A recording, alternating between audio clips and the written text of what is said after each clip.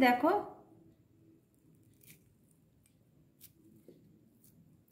আটা দিয়ে তৈরি এত সুন্দর যে একটা বিস্কুট হতে পারে ভাবাই যায় না। তার জন্য আমি 2 বাটি আটা নিয়েছি। এ দেখো ছোট বাটি 2 বাটি আটা নিলাম। আর 5 মিনিটে এই বিস্কুটটা হয়ে যায়। একদিকে চা বসিয়ে তোমরা এই বিস্কুটটা বানাতে পারবে।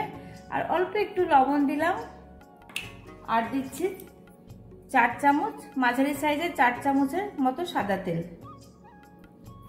আর দেবো যে বাটি আটা নিয়েছি সেই বাটিরই 1 বাটির থেকে একটু কম সুজি দিচ্ছি। এবারে সবগুলো খুব ভালো করে ময়াম করে নেব।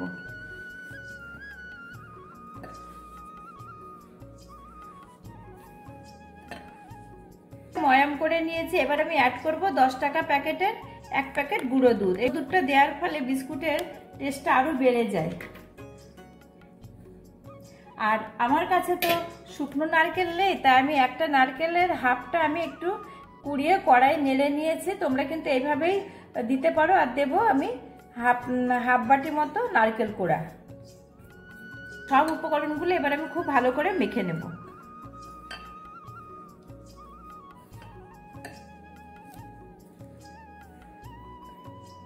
আর দিচ্ছি হাফ বাটি থেকে একটু বেশি গোটা চিনি। চিনিটা একদমই মিহি করা যাবে না, গোটা গোটাই দিতে হবে।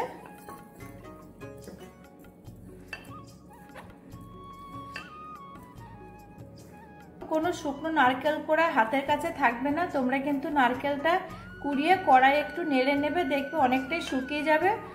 ওইটাই শুকনো নারকেলের কাজ করে। এবার অল্প অল্প জল দেবো, একবারে বেশি জল দেওয়া যাবে না। একদম শক্ত করে ডোটা বানাতে হবে।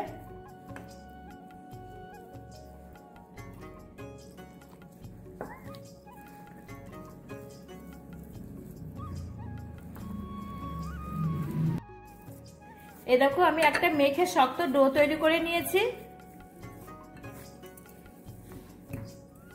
এটা কোনো রেস্টে রাখা যাবে না, সঙ্গে সঙ্গেই আমাকে বিস্কুটটা তৈরি করে নিতে হবে, না হলে চিনিটা গলে যাবে, গোটা গোটা দেখা যাবে না। একটা বড় কাঁসার থালা নিয়েছি, তার পেছনটার উপর বেলে নেব।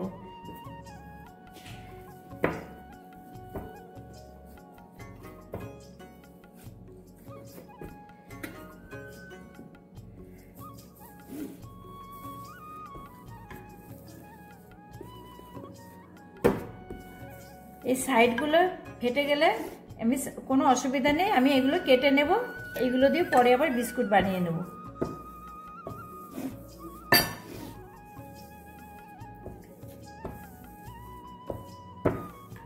একটু মোটা করে ডোটা একটু মোটা করে বেলে নিয়েছি। আমি সাইডগুলো কেটে নেব।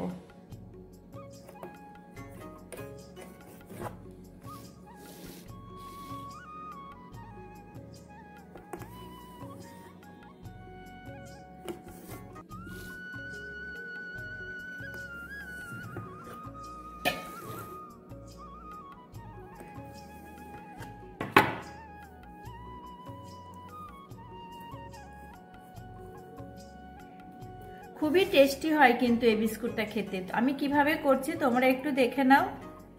এই সাইডগুলো দিয়ে আমি আবার বিস্কুট বানিয়ে নেব।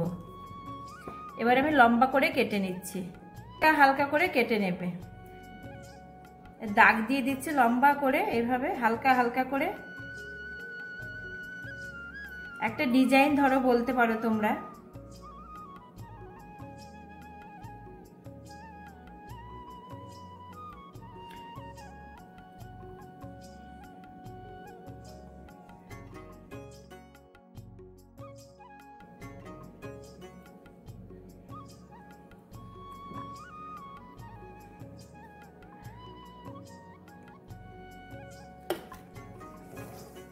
আমি এবার এইভাবে ডিজাইনটা আবার এইভাবে করে নিচ্ছি।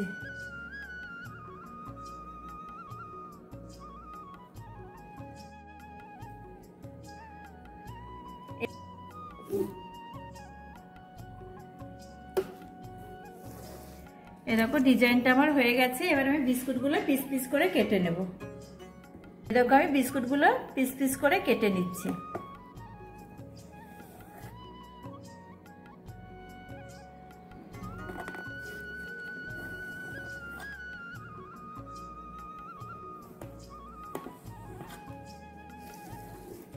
এবার আমি এইভাবে লম্বা করে কাটছি।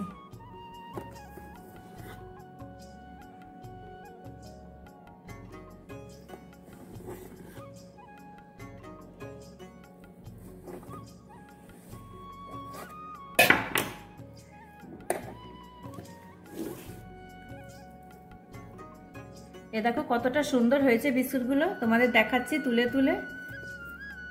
এই দেখো বিস্কুটগুলো আমি বানিয়ে নিয়েছি। গ্যাস ওভেনে প্যান বসিয়েছি, তা আমি সাদা তেল দিয়ে দিচ্ছি প্যানে। তেলটা হালকা গরমে বিস্কুটগুলো ছাড়তে হবে। তেলটা হালকা গরম হয়ে গেছে, বিস্কুটগুলো আমি একে একে ছেড়ে দিচ্ছি।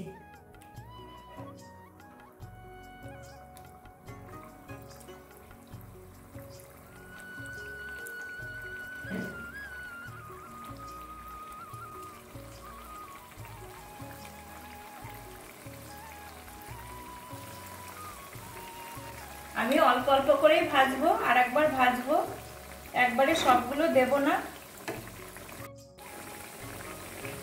আমি এবার উল্টে দিচ্ছি, একদম গ্যাসটা সিম করে উল্টে পাল্টে লাল লাল করে ভেজে নেব।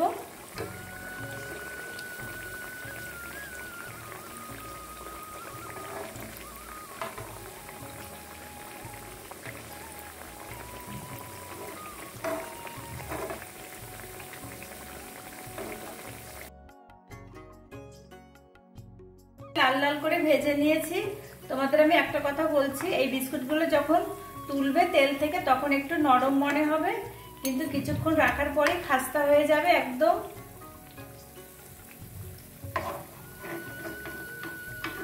আর এই বিস্কুটটা স্টোর করে তোমরা অনেকদিন খেতেও পারবে।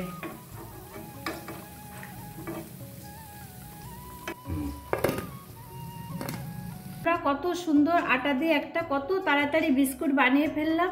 এত সুন্দর খেতে হয়, তোমরা কিন্তু এভাবে বানিয়ে খেতে পারো, অনেকদিন সংরক্ষণ করতে পারো। আর আমার এই বিস্কুটের রেসিপিটা তোমাদের যদি একটুকু ভালো লেগে থাকে তাহলে অবশ্যই অবশ্যই আমার চ্যানেলটি সাবস্ক্রাইব করে দিও। তোমাদের আমি একটা ভেঙে দেখাচ্ছি, দেখো কতটা এখন গরম আছে, ঠান্ডা হলে আরো ক্রিস্পি হয়ে যাবে।